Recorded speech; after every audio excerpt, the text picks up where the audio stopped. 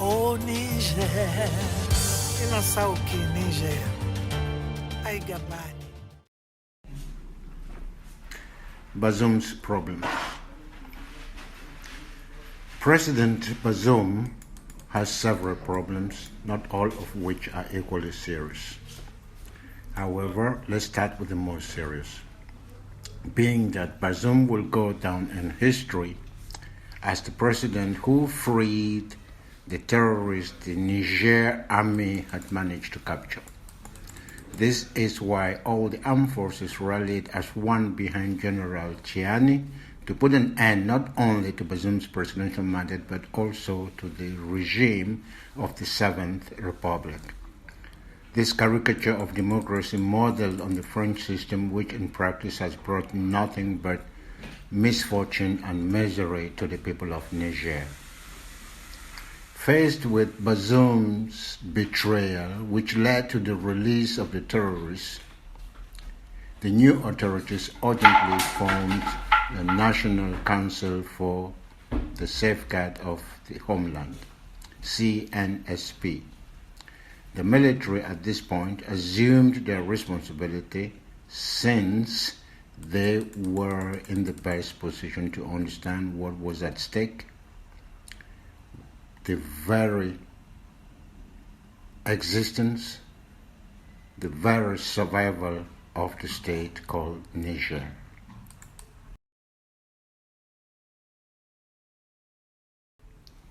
And as if it wasn't enough, in the same register of high treason, Bazoum has made his case even worse.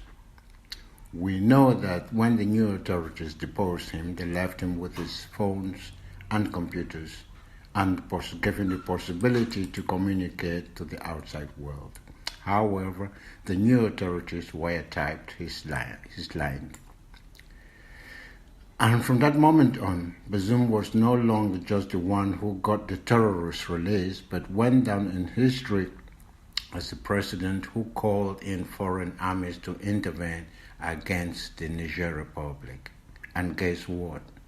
To bring himself, Bazoum, back to power. There are recordings to prove this if and when required. And that's something to think about, because there are other presidents in the sub-region who have been deposed by the military and who signed their resignation at a time when they weren't absolutely forced to do so, but they did. They did so, perhaps for the love of their people, for the love of their country, to avoid in any case being the cause of internal clashes, civil war, as they say, and to avoid bloodshed. Well, for an African who is somewhat rooted in his culture, avoiding bloodshed in any conflict, even a domestic conflict, is very, very important.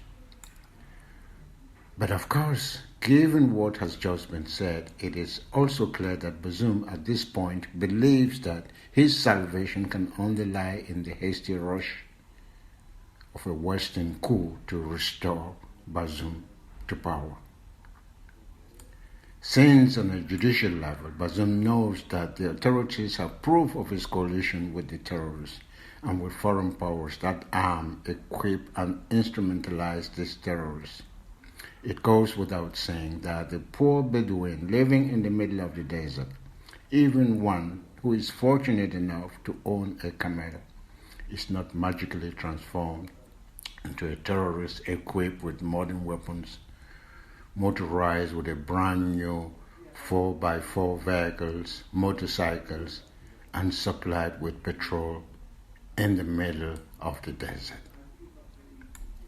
Concerning the alleged democratic nature of Bazoum's election, which in the name of legalism, the Western media mouthwashed with, Bazoum knows that his ascension to the presidency was imposed by several factors, not only internal factors, but also external. And he also knows that this ascension to the presidency is illegal on several counts.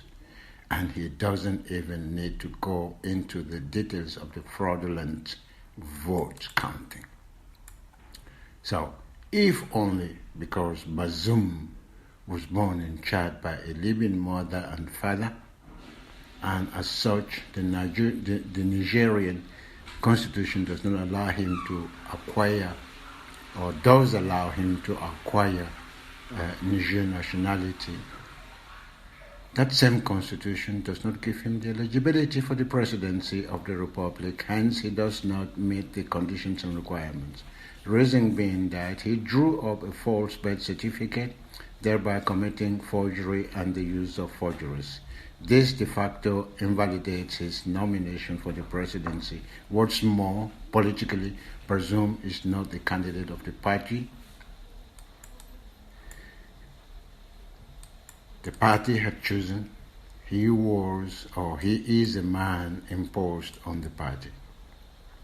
So we have mentioned two of the aspects that constitutes high treason. We have talked about the illegality of his accession to the presidency of the Republic of Niger.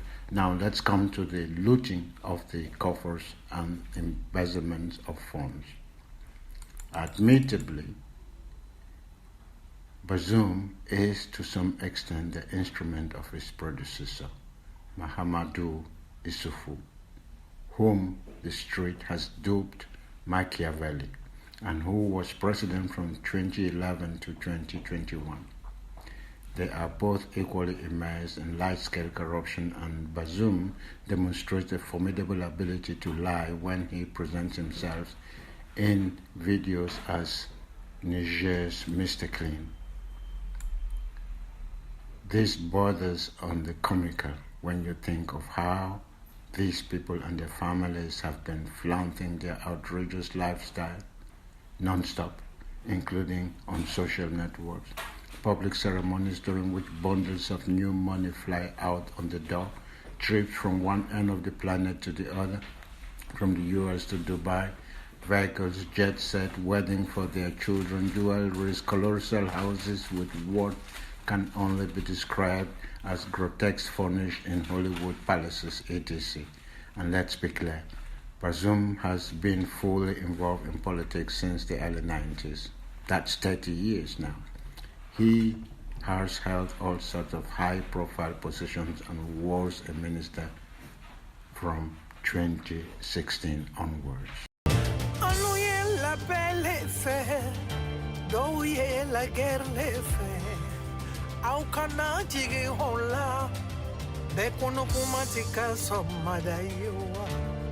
J'irai au Niger, oh Niger, vive l'armée du Niger, CNSP.